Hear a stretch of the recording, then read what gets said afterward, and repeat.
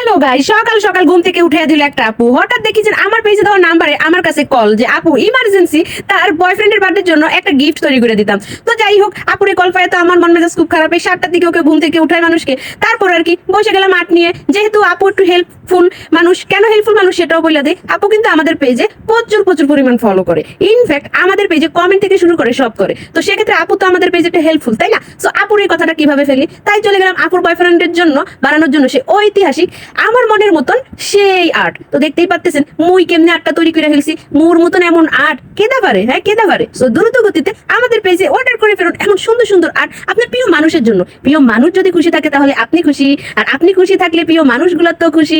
So প্রিয় মানুষকে খুশি করার জন্য হলো আমাদের সাথে অবশ্যই অবশ্যই জড়িত হয়ে যান। আর হ্যাঁ, সুন্দর সুন্দর আর্ট পেতে অবশ্যই আমাদের পেজে ফলো রেখে দিবেন।